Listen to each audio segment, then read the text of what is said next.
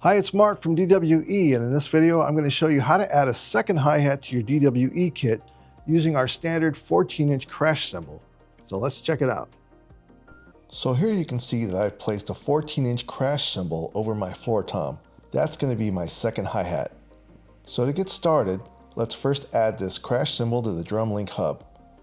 So press pair, strike the cymbal, and now you'll see it appears at the bottom. Now by default, the cymbal's already assigned as a 14-inch crash, but we want to change this to a hi-hat. So I'm going to go up to Hub, choose Debug Level 2, go up here to the embodiment configuration, and I'll find and select the hi-hat. Strike the cymbal again. Okay, now I'll get out of the embodiment mode. The next thing we need to do is to change this to hi-hat number 2 under MIDI instrument. So let's go up here and choose hi-hat 2.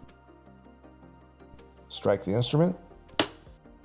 Now the reason we do this is because the second hi-hat has some different MIDI note numbers.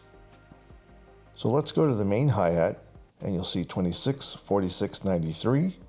You'll notice 44 is actually the same, 9, 10, 11, and 44. We do want to keep that the same so that we can use one primary hi-hat stand to operate two different hi-hats. And I'll show you how to do that in the Soundworks software. So this is all we need to do in Control. So I'll close this and open up Soundworks. Okay, so I've loaded up the True Mahogany Studio preset.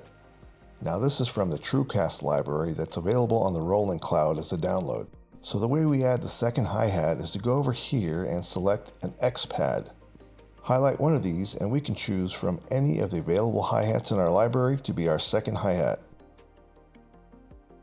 Okay, let's see, I'm going to choose from the very top here the Slingerland Vintage Kit, and I'll choose these 14-inch jazz hats. Hit assign. Okay, now you see these are pre-populated with the standard MIDI note assignments. But since this is a second hi-hat with different assignments, we're going to reassign these. And we only need to reassign the top 3 main note numbers, edge, bow, and bell. Now the way we're going to add the second hi-hat is to use the learn function over here in the articulations panel. Okay, so click on learn and hit the edge. Click learn again to deselect it. Do it again for bow, and we'll do it again for bell.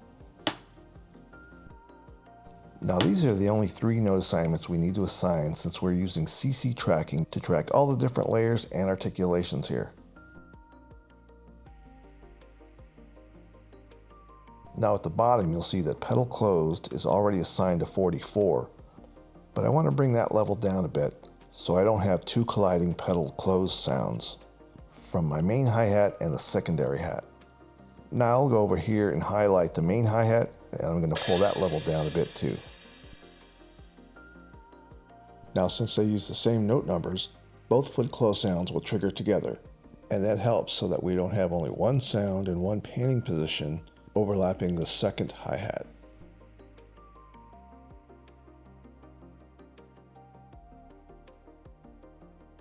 Speaking of panning, now I'll go back over here to the panning control and I'll pan this to the right. Now this is going to be sitting over my floor tom and the main head is already panned to the left. I'm also going to take the tuning up a bit just to differentiate the sound, and I'll bring the tuning down on my primary hat so that they sound different.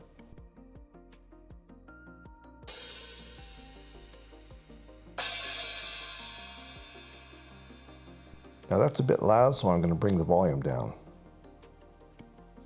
I'll take down some of the ambience and the overhead and also the global instrument level. And that's still a little hot, so I'll bring it down more. Okay, and that's all you need to do to add your second hi-hat. Now before I try it out and play it on the kit, I'll make sure and save these changes to a preset. So I'll just rename this preset by adding hi-hat 2 to the end of the preset name. Now just save the preset and your changes are saved. Let's have some fun with this second hi-hat and play the kit.